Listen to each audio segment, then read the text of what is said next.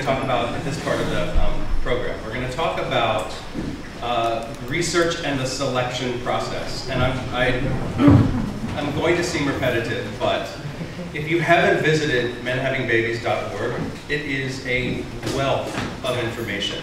If you are, we have workshops in New York. We've taped some of the workshops. At our conferences, we've taped a number of the different panels that we've had on different subjects. You can view those in our video archives. We've taped some of the breakout sessions with other providers. So if you didn't get a chance to meet a provider here that you were kind of interested in, you can go and look in the video section of our website and maybe see a breakout session that they have done before.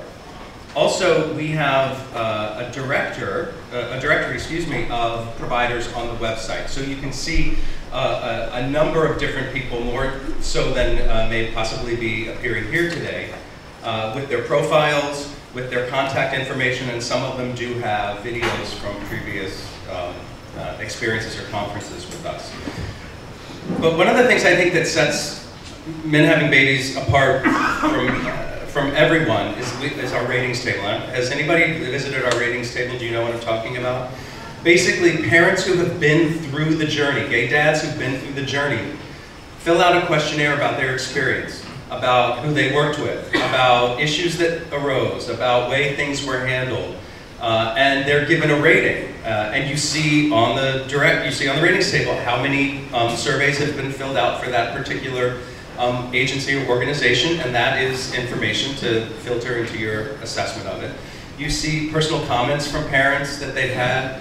So it's a really, really good resource, a non-biased resource of getting information that when you guys have finished your journey, we ask very sincerely that you go back onto the website and then you fill out that rating survey for us about your experience, because this is how we pass it on. This is how we help other people to learn about our experience with the journey. Also on the website, if you want to speak with any particular provider that you've watched a video of, or that you've read a profile or something excited you about them, we have an online consultation form where you can fill it out and directly reach them to see if they want to, if you can talk with them, which I guarantee they're going to want to talk to you. So basically, it's like a one-stop shop experience on our website. You get a lot of information, and then you can get direct access to the service providers. You can start with an agency or the clinic when you are looking for service providers and ask who they partner with. If a particular agency has a regular experience with one clinic, fertility clinic, and you had a great experience with them, that may be something that seals the deal. Or if you didn't have a good experience with them, but they only partner with them, that may be something that you want to take into consideration. And you can also, with an agency, you can ask them for references of parents that have gone through their program. And of course, keeping in mind, they're going to provide you with people who they've screened to a certain degree. But it's still a good idea. My husband and I did that. We talked with a couple that they had provided for us who answered a lot of questions that we had, and were very honest with us.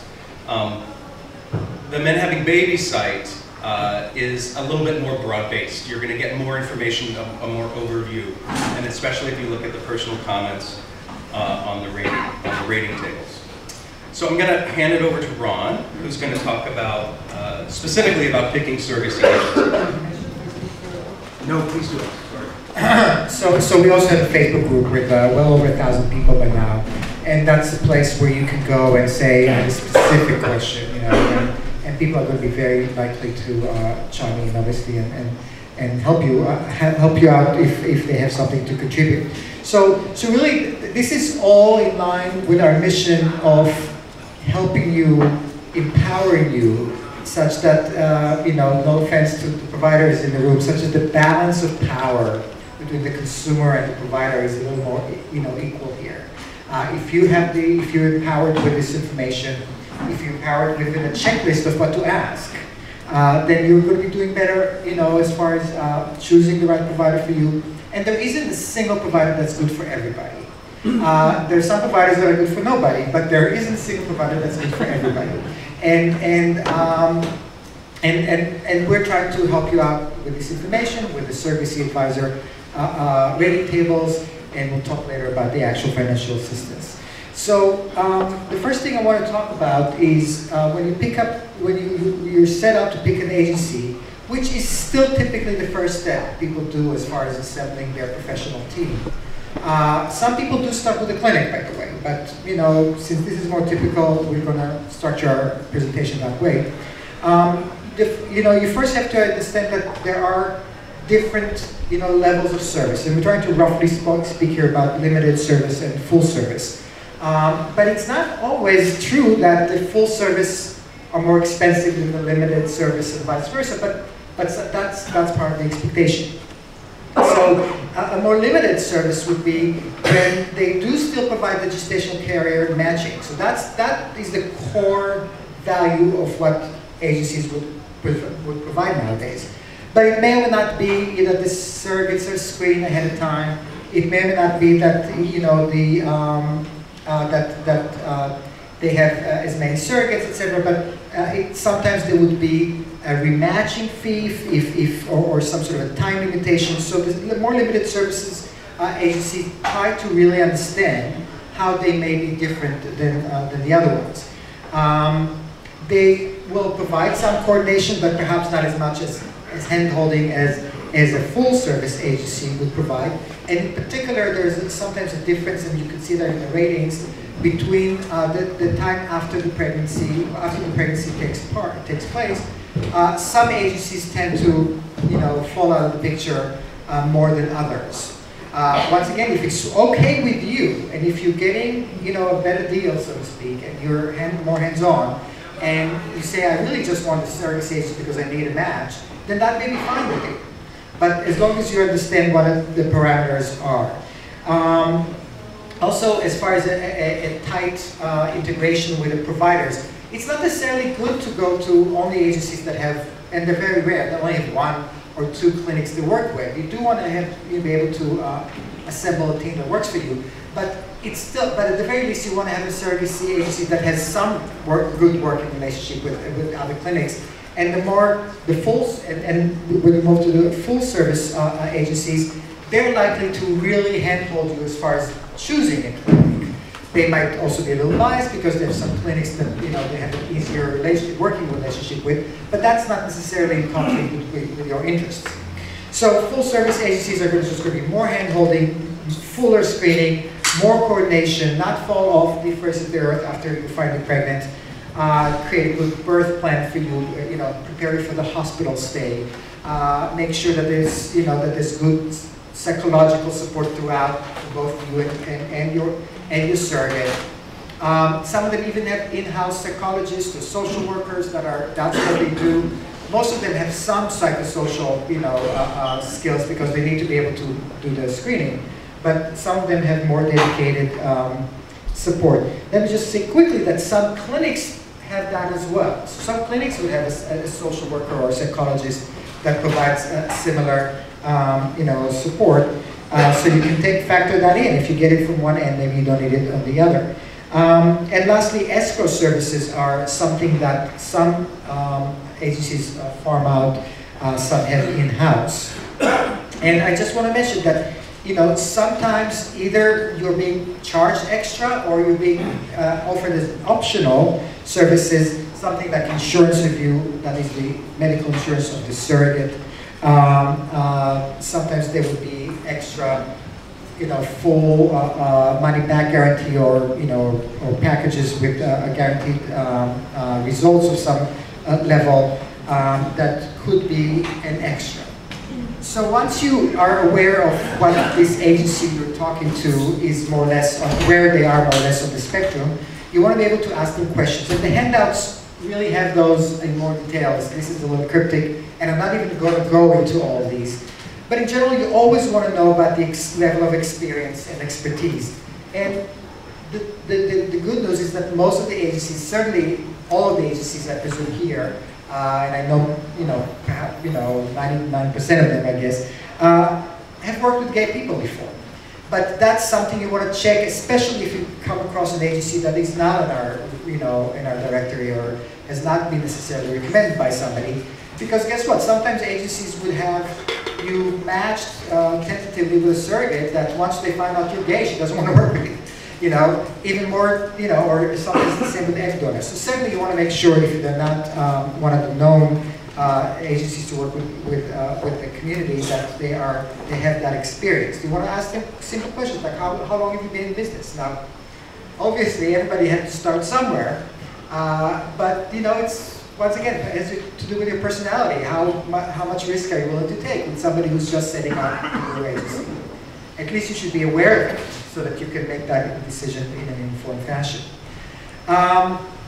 Obviously, costs, we're going to go into more details later, but you want to ask all the questions. You don't want to, you know, necessarily follow the level of granularity that they're leading you towards. So, you know, and we'll break it down a little more in a minute, but, you know, agency fee, but not everything's included everywhere under the agency fee. So some agencies have, you know, then extras for this and that. We'll go about that in a minute. Ask them whether their GPAP stands for the Gay Parenting Assistance Program. Ask them whether they're part of the Gay Parenting Assistance Program. It means two things. A, it means that you may be eligible for discounts, and we'll talk about that in a minute.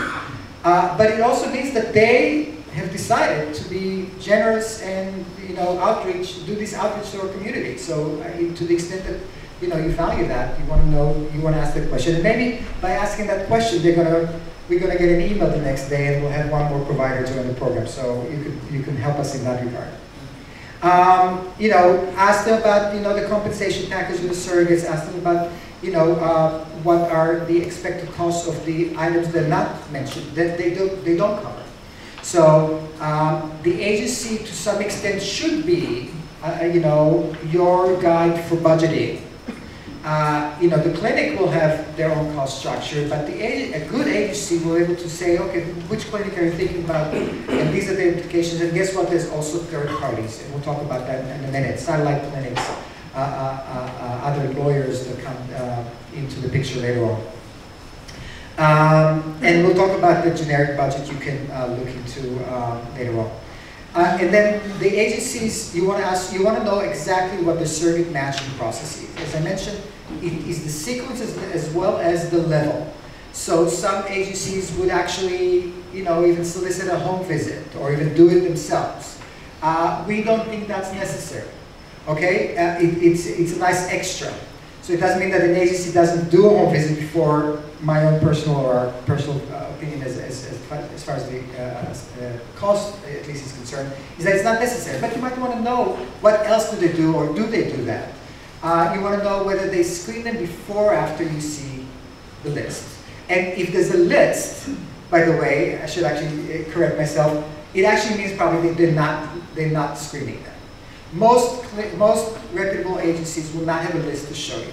That doesn't mean it's impossible, but most of them will not. Most of them will sign you up, put you on the queue, and will suggest one surrogate at a time when you're up at the top of the queue. But certainly, even then, you want to ask them, have they already been screened? Some of them would say yes, but they only mean that they have signed, that they've filled in a questionnaire. So that's not enough. Their medical records have to be reviewed by a doctor, even if they don't come into the clinic yet to do their actual physical. If the medical records have not been reviewed by a physician or by somebody who's very, very, you know, knowledgeable about how to review those medical records, then it means that, you know, she might have had one too many abortion, or, you know, miscarriages, you know, or what have you, and she would be disqualified in many places as soon as, you know, that would be known. You don't want to, as I said before, you don't want to be emotionally committed to that woman and only find out that her BMI is too high later on. And then you would say, you know what? So what? So it's, you know, 10% more that there'll be this and that happening. I already like her so much. You don't want to be put in that position. You want to ask the surrogacy agency what is the sequence and what is the level of matching. And the current wait time. And last thing I should mention, the obligation for sibling journey. Not very typical anymore, but some agencies would expect you to pay them a fee if you ever wanted to work with that surrogate, no matter what, if they're involved or not. So, you know, as we said before, some people would like to come back and have another child or even more than one child later on in another, what we call journey, even after they had one successful birth. At that point, if your surrogate is available and willing to work with you, some agencies would force you to work with them for the second time, even if you feel that you have enough experience and rapport with her to work without as much support. And some would just, you know, insist on a success fee, so to speak. I'm not saying if it's right or wrong. You want to know that at least. You want to know whether that's the case. What about the fertility clinic? So similar things. First of all, you want to know how big they are, how long they've been in business. You want to know if they have relevant experience with gay families. It is very important here too. Because guess what? You know, for instance, what we call mixed genetics. If you know the ability to put one, I don't know if that was covered in the expert panel, but I was too busy tweeting about how great this place is. You know, but you know, it's a common practice now to allow both parents to, you know, to choose basically the best embryo of each parent. If you used both parents were providing sperm, and implant 2 embryos, one of each. This is very common. Some clinics would still not do that. You want to know that. A lot of international clinics or destinations are unable to do that at all. So you want to ask that question, but that also is derived from general experience of working with gay dads. When my husband and I you know, started our journey 15 years ago, more than 15 years ago, you know, the non-biological dad was not even considered a client at the clinic. You know, we didn't get the orientation packet. You know, so you want to make sure that, you know, they're obviously very aware and very adept to working with gay people. Now, some clinics do have egg donors, and it's a little less common in California than it is in the rest of the country, but we'll talk about the advantages of that. But to the extent that they do, you want to ask, you know, how large that list is, whether they do egg freezing. That will provide some additional levels of service that are otherwise not available. We mentioned the genetic testing of the embryos. Now, you do want to, now we'll go over the cost in more details later, but you want to know here as well, what is the general cost, what are the part of GPAP, and what are the costs of the services they're not providing directly. So whether it's the diagnostics, sometimes some of these could be covered by your health insurance, especially the sperm analysis. You want to ask all these questions about outside, you know, cost of satellite clinics. We'll get into that actually in a minute. So, I'm doing this, I think yes. So how do you find an egg donor? So we're in the section where we're talking about finding providers. An egg donor is not a provider, but I want to mention specifically that an egg donor could come from more than one provider.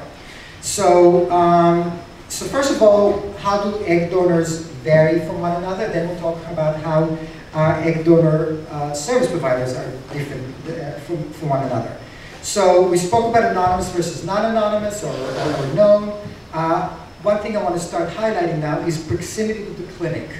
And that's going to become a common or important factor in the costs. So the egg donor, especially if she works with the clinic, is likely to be from the close vicinity. What is a close vicinity? One where a distance that she might feel comfortable, you know, traveling, even for perhaps even daily injections.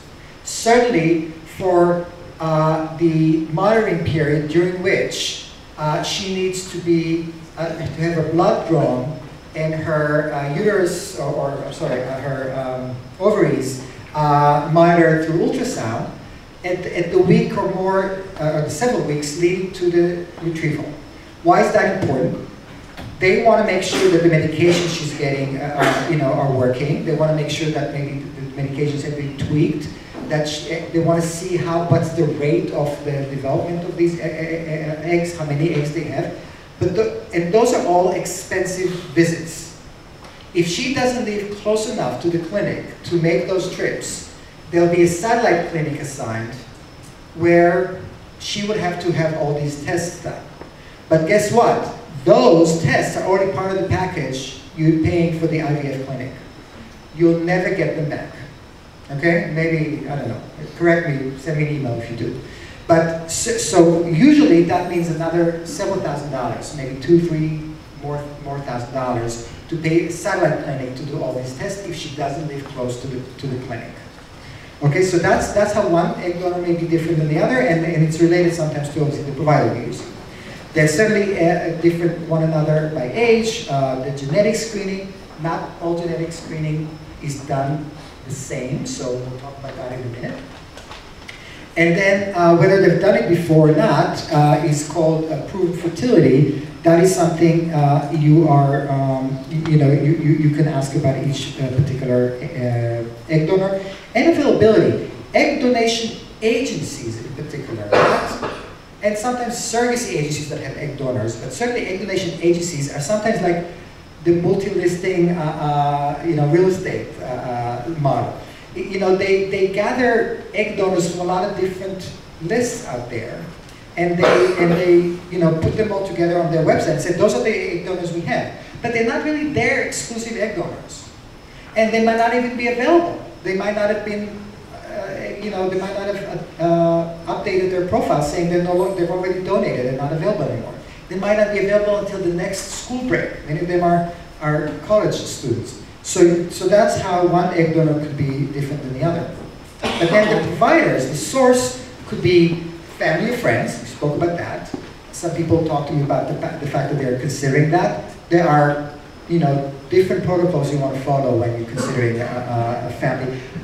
Our kids were born with the help of my sister-in-law's eggs. So it's wonderful. I mean, we really love it. But so their aunt is their egg donor. There are many, many advantages to that, but there are a lot of things you need to take into consideration if you're considering a family or a friend as an egg donor. One thing I would say up front is that it may not save you money. So that is not a good reason to use a family or a friend as an egg donor. It might under certain circumstances, but that's not a good, there's no guarantee. But as I mentioned, the clinic or a surrogacy agency might have egg donors or an independent egg donation agency. One source from the other, you want to find whether what their selection, whether the women listed there are exclusively listed just with them or with other sources. The screening quality and timing, not as typical, but certainly with clinics, but certainly with the third-party egg donation agencies, they're almost guaranteed not to have been screened. So you feel that you don't have the right, Harvard or Berkeley graduate, in the egg donor database you're looking at. You're going to a third-party egg donation agency. They may have exactly what you want, but they didn't screen her. They did not check their hormonal levels, whatever else, they check to see whether she's a suitable donor. They might not have done any psychological testing yet. So she might seem ideal, but only 1 out of 10 typically of the women who apply to the reputable agencies pass the screening. So if you see a list of 100 women, it might be that only 10 of them would pass the screening. So you want to make sure that they've been already screened. Or if you don't mind, going through that process of going through several ones, as long as you're disciplined enough not to cut corners, because you fell in love with an egg donor, and now you find that she's not necessarily medically ideal. And then experience with gay dads. Now I'm talking about the source. So the source, just like in any other source, whether it's an agency, clinic, or a third-party agency, you want to make sure that they know how to work with gay dads. Cost variables we mentioned. First of all, not even everybody have a matching fee. So a matching fee is what you would be expected to pay the source that is finding you the egg donor. Some clinics don't even have a matching fee. Okay? So that's not even necessary. Other clinics would have a low matching fee. Matching fees tend to be higher at surrogacy agencies, and even more so at third-party egg donation agencies. That is not to say that there are no advantages for that, but I'm just saying that's the first question you ask. What, if at all, is the matching fee? Now, the compensation for the egg donor is actually one of the bright lights in surrogacy. That is typically governed by the guidelines of the American Association of Reproductive Medicine, ASRM. And that is still $8,000 for an egg donor and $9,000 for an experienced egg donor. Those are typically followed by a lot of places, but interestingly enough, there are quite a few places where the matching fees where the compensation for the surrogate is going to be lower than that. In Nevada, it tends to be $4,500. I think that in many other places, sometimes it's only $7,000. But it should not be more than $8,000 unless she's unexperienced. Some of the third-party agencies would charge $20,000 or $30,000, or would allow egg donors to charge that much because they're designer egg donors. Now, you want to make sure, as I mentioned before, if she's not local, you want to know. Well, first of all, we mentioned even before that you could share an egg donation cycle or not. You can have it frozen. But then, if she is not local, you want to know how much is she going to be compensated for travel and also for the monitoring. If she doesn't live close to the clinic, you want to ask ahead of time. So how much is it going to be? Where does she live? What kind of satellite clinic could they find for her? Is it going to be $1,500 or $3,500? You want to know that. And then let me actually quickly go to the information and presentation. Some egg donation agencies will have a nice database with individual suggestions. I'm sorry, a database versus individual suggestions. Some clinics will just tell you, what are you looking for? Here's somebody. Others will say, here's the list. So ask, depending on what your preferences are, ask how they do that. Some would show you, almost all everybody will show you a profile with their health, education, appearance, but they very much differ versus they also show you an essay, they show you some personal statements, and specifically photos, videos. That's not as common. Some clinics literally will not even show you a photo of hers. They might only show you a childhood photo of hers, how she looked like as a baby. And all babies are cute, so, at least all babies have at least one cute picture. So up to you, but that's really how they vary. And as I mentioned, some actually would have videos, assuming even you're not meeting her. And then level of genetic screening. They don't all do the same level of genetic screening. So ask, how do you do that? Is it just, this or that? There's like a $300 worth of a particular blood test or of a saliva test. You ask them what kind of, and compare. I'm not telling you that one level is better than the other, but if you're meeting 2 or 3 providers and you ask those questions across the board, then at least you can compare. For your surrogacy agreement, your surrogate has to have an independent counsel in the state where she lives, who is familiar with the laws in the state where she lives. And that your agency attorney or a third-party attorney is going to represent you in that aspect. They can be located in a different state from the surrogate. You also, for the surrogacy agreement and the parental establishment, that actually is often done by separate attorneys. And I don't know if anybody spoke with Deb Wald about the California standards for parental establishment for non-biological parent. But oftentimes, the non-biological parent has to hire an attorney in their own home state to establish parental rights. Parental rights are established by either a pre-birth order. A pre-birth order is the document where the surrogate mother's rights are terminated, and sometimes the non-biological father's rights are put on the birth certificate, and the attorney has to be licensed in the surrogate's state for a pre-birth order. They have to be experienced in surrogacy law because sometimes this stuff literally is forum shopping. There's one judge in one county who has signed pre-birth orders before. So make sure you talk to, if you have to have a pre-birth order, make sure that you know the agency first. They're going to be referring you out to a different attorney. make sure that that attorney has experience and knows where he can or she can obtain a pre-birth order. And finally, the last slide is the second parent adoption or step-parent adoption if you can't get a pre-birth order, to establish the rights of the non-biological parent, and that will be done in your home state with an attorney at home.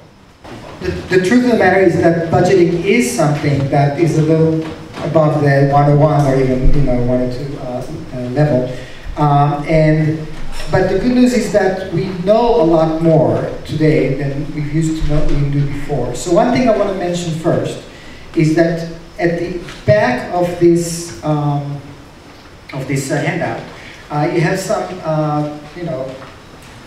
intimidating looking Excel sheets. I want to explain what they are, and then I will be able to just briefly, or at least how you can use them. So we are in the position to have seen a lot of call sheets. I'm sorry, not everybody got one because we made one of our people suggest that everyone got one. So just make sure everyone knows that we will email this to the whole list and everyone will have it. Yeah, we'll put it online and send you a link. But just so you understand, this is basically something that we created. There's two values to that list. The first thing is the value, without even looking at the numbers, is a checklist. So use it as a checklist when you go to providers and ask them, how much do you charge for this, how much do you charge for that? We use a color scheme there. You'll be able to figure it out after you take it. And don't bother even doing it prematurely. Use this list when you're ready to start interviewing providers. And then use this checklist and ask them those questions. Some of them are listed in a particular color because they may not be necessary, or we don't think they should be necessary. So, but asking those questions, they say we don't provide that, then maybe that's fine. It just means that you're not going to have to pay for that item. So it's a checklist, but it's also a general guideline to what is out there. What is the general low end, what is the general high end, and what is the likely end. So take a look at that list. We hope to provide and develop more sophisticated budgeting assistance in the future.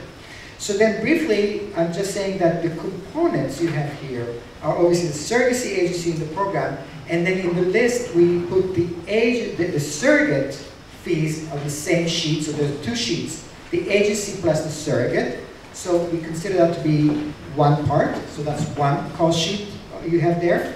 And there are some agencies that are not as expensive as far as their fees, but bless their hearts, they're very generous with the surrogates. But you want to know that. Or they just work with surrogates from particular regions where the surrogate compensation tends to be higher. So it's not enough to simply compare the agency fees. Certainly not enough to compare the agency fees without reading below that whether they charge extra for insurance review, whether they charge extra for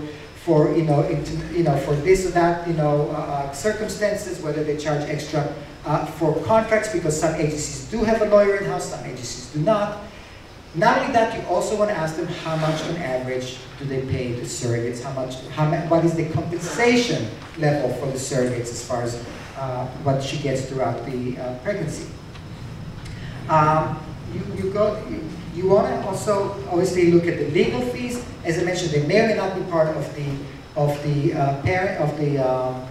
the agency fees. And we touched upon insurance before. That is also in your cost sheets there. And then we put on a separate sheet, we put the clinic costs and the egg donor cost. Sometimes the egg donor comes from the clinic, but even if not, we just conceptually divided it into those two parts. There are a lot of variables that are third parties. Medications sometimes are a flat fee, sometimes you pay as you need. You want to ask for at least an estimate about that. We spoke about proximity and everything else. So let me talk about cost-saving best practices. And here we talk about choice, circumstances, and chances, the three C's. So we started talking about choice earlier in the morning. You obviously choose a service provider, you choose whether to do traditional or gestational surrogacy, but you also choose whether to share eggs or not. You choose whether you want to have one embryo or two transferred. If you transfer two embryos at a time, your success rates are going to be higher. you're less likely to need to do a frozen embryo transfer, you know, until you get pregnant. But if you only, obviously, but then you might also have twins. Twins mean that there is usually about $5,000 more than the surrogate gets as a compensation. Higher likelihood of bed rest, of a C-section. She usually gets, she might need to get more, you know, lost wages or child care. So that's the choice you have. You can choose just one embryo. But if you choose one embryo, you might need, on average, more times until you're pregnant. And then, obviously, circumstances. You may be HIV positive. Anthony mentioned the videos we have online. We've had particular sessions about parenting for HIV positive men, and that could be something you can watch online. That is your residence, where you are, your age, they all would affect your cost. And then there's, we talked about proximity of everybody, geographical locations. The surrogate's proximity to the clinic is also important, but it's just not as likely to be achieved. So if your surrogate doesn't live close to the clinic, usually the expense is less because the monitoring is not as intense, and it's just, you know, if that's what you need to go through in order to be able to have a surrogate that's insured, for instance, that's good. What we say in general is that, and your proximity to the clinic is the least important thing.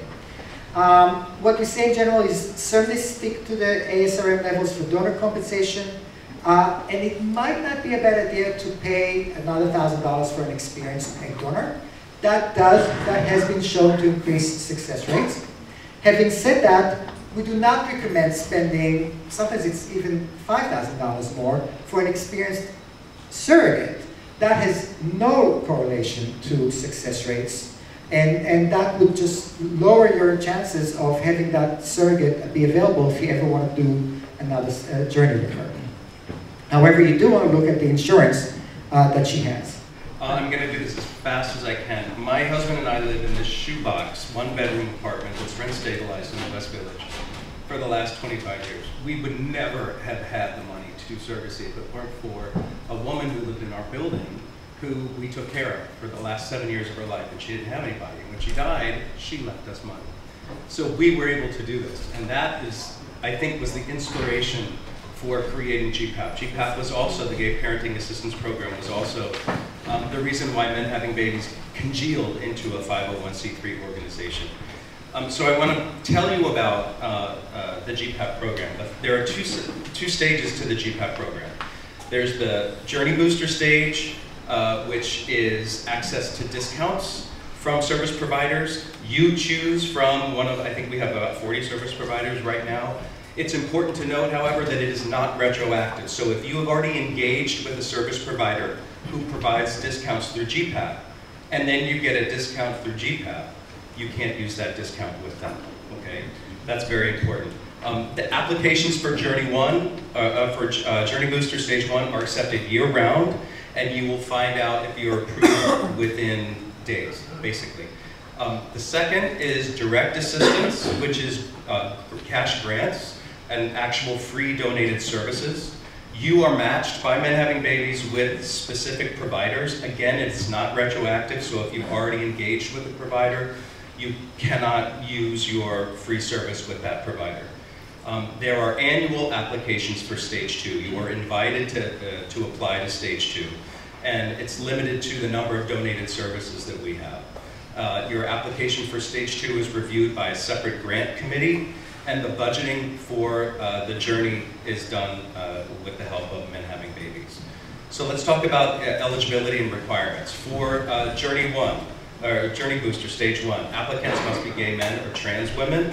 You have single and joint applications are accepted. There is an income threshold, and it is adjusted by region and by age, earning potential.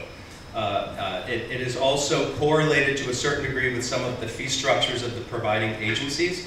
So if you ask me what our income structure, and you probably will, I can't tell you because it changes all the time. It's reasonable. But it is reasonable. You have to be 25 to 50 years old. You can't have existing children. If you're a couple, you have to have a minimum of 2 years of living together, and there is a criminal background check. That's for stage 1. For stage 2, you have to have passed through stage 1, been accepted and invited to apply for stage 2. There's a health statement, a credit report, and an assets and liability report so we can verify income and structure. There's a psychosocial interview with our amazing social worker. She calls you and talks to you and issues a report to our grant committee, and then the grant committee takes all the applications and ranks them, and that's how we're able to give out the cash grants and directed services.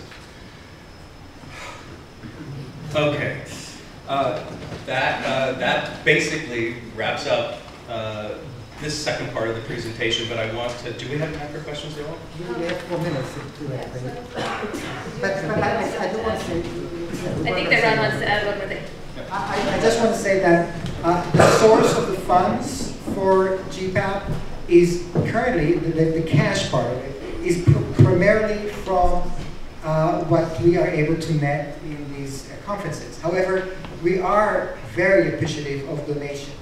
So, so to the extent that, any of you is in the position today or in the future, the reason we're doing what we're doing here is, I personally, I should say, I feel there's karma involved. I feel so blessed. We have 14-year-old boy and girl twins, and I just can't live with the thought that some people can just not afford to do this.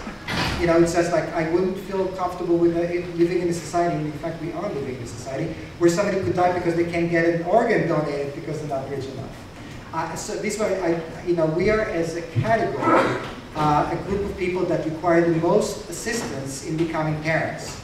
So we got together ourselves, to empower ourselves to make the process more transparent, to increase price competition, to provide feedback, to provide access to a wider range of providers, but also to provide direct financial assistance.